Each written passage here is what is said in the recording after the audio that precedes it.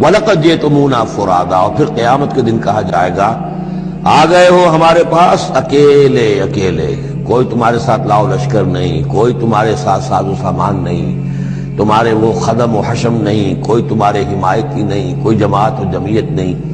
کیونکہ یہ بات آگے بھی کہی گئی ہے سورہ مریم میں، وَكُلُّهُمْ آتِيهِ يَوْمَ الْقِيَامَةِ فَرْدًا، قیامت کے دن ہر شخص کا جو محاسبہ انفرادی حیثیت میں ہوگا، اور ظاہر بات ہے اکیلا آدمی کھڑا ہوگا، نہ اس کے رشتہ دار ہیں، نہ ماں باپ ہیں، نہ اولاد ہیں، نہ بیوی ہے، نہ بیوی کے ساتھ اس کا شوہر ہے، اور نہ ساز و سامان ہے، خدم و حشم ہے، کچھ بھی نہیں۔ لَقَدْ جِئْتُمُونَا فُرَادًا كَمَا خَلَقْنَاكُمْ أَوَّلَ مَرَّةٍ، جیسے کہ ہم نے تمہیں پیدا کیا تھا پہلی مرتبہ۔ اب یہ نوٹ کیجئے، خَلَقْنَاكُمْ أَوَّلَ مَرَّةٍ، اس کا مطلب ہے تخلیق دو مرتبہ ہوئی ہے۔ ایک تخلیق عالم ارواح میں ہوئی تھی، اس وقت بھی سب اکیلے اکیلے کھڑے تھے، نہ کوئی کسی کا باپ تھا، نہ کوئی کسی کی ماں تھی، ارواح کے مابین کوئی رشتہ داری نہیں تھی۔ یہ رشتہ داریاں تو پھر عالم خلق میں ہوئی ہیں آ کر، کہ ایک باپ اور ماں کا معاملہ ہے، پھر اولاد کا معاملہ ہے، پھر دادا اور پوتے کا معاملہ ہے، یہ ارواح کے مابین کوئی اس طرح کی رشتہ داری نہیں تھی۔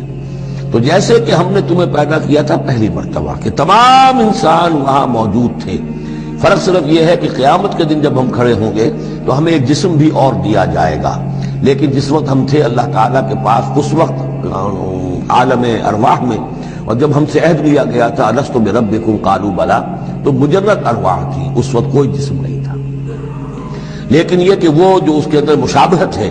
کہ جیسے اس وقت بھی حضرت آدم سے لے کر ان کی نسل کے آخری انسان تک جو دنیا میں ہوگا قیامت تک، وہ سب کے سب ان کی ارواح موجود تھیں، اسی طریقے سے قیامت کے دن بھی یہ سب کے سب کھڑے ہوں گے۔ وَتَرَكْتُم مَا خَوَّلْنَاكُمْ، اور تم چھوڑ آئے ہو اپنے پیچھے جن چیزوں میں کہ ہم نے تمہیں لپیٹ دیا تھا۔ یہ اصل میں کیا ہے؟ میری ایک انا ہے، میری ایک روح ہے، وہ میرے جسم میں لپٹی ہوئی ہے۔ پہلا غلاف تو یہ جسم ہے،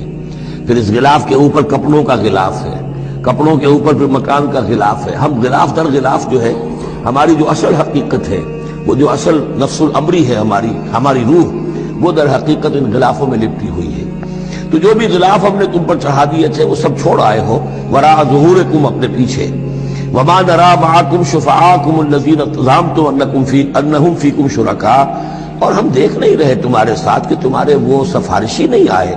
جن کے بارے میں تمہیں گھمنڈ ہو گیا تھا کہ وہ تمہارے معاملے میں شریک ہیں، سفارش کریں گے، تمہیں بچا لیں گے، چھڑا لیں گے ہمارے محاسبے سے، ہماری پکڑ سے۔ لقد تقطع بینکم، اب تمہارے مابین سارے رشتے ٹوٹ چکے،